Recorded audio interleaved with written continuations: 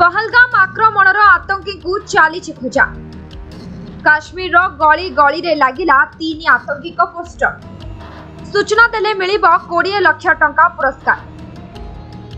पहलगाम आतंकवादी आक्रमण करथिबा 3 पाकिस्तानी आतंकी पोस्टर लागिला।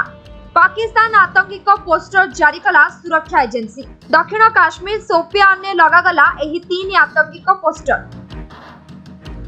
पहलगाम हमला रे एही 3 आतंकवादी शामिल थिबा बेले एमानको एजाय धरा जायनी।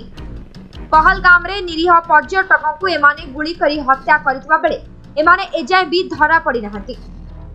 एबे भी समाने लुचि बुलुछंती। एपरि परिस्थिति रे एही वांटेड आतंकवादी को फोटो को सर्वसाधारण जगह रे लगा जायछि।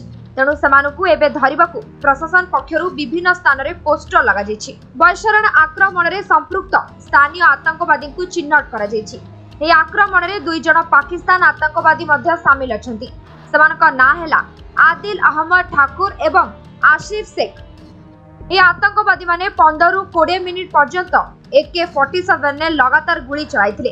फଳରେ 26 निरीह पर्यटक टळी पड़िथिले। तेणु समानकु धरिबा पई जम्मू काश्मीर सोपियान जिल्लार विभिन्न स्थान सह पुलवामा जिल्ला रे मध्य पोस्टर देखबाकू मिलिछि। तेबे जी ए आतंकी को सूचना देबो ताकू 20 लाख टंकार पुरस्कार दियाजिबो।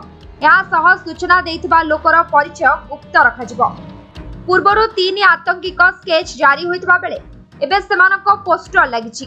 अनेपटे सेना पक्षरु सर्च ऑपरेशन एबे भी जारी रहिछि। एप्रिल 22 तारिख रे जम्मू काश्मीर रो पहलगाम रे 26 जण पर्यटकों को धर्म पछरी गुली मारिथिले आतंकी, जहार कड़ा जवाब देइथिला भारतीय सेना। भारत पक्षरु 7 मे मध्यरात्रि रे पाकिस्तान आतंकवादी आड्डा स्थल रे भारत घन घन मिसाइल माडरे ध्वंस विध्वंस होइथिला आतंकी अड्डा। भारत प्रतिशोध नेबाकू जाई ऑपरेशन सिंधु द्वारा पाकिस्तान एवं पिओक रे आतंकी अड्डा उपरे हमला करी आतंकवादी शिविर को माटी रे मिसाई दैछि। 9टी आतंकी अड्डा को मिसाइल माड करी पाकिस्तान निद हजाई दैछि। जल स्थल आकाश रु पाकिस्तान उपरे घन घन आक्रमण करी पाकिस्तान को भारत घाइला करदेला। फଳରେ पाकिस्तान मुंड नुआई अस्त्र विरति पई अनुरोध करथिला। भारत मध्य अस्त्र विरति पई सहमति प्रकाश करथिबा बेले अमानिया पाकिस्तान बारंबार अस्त्र विरति उल्लंघन करुछि।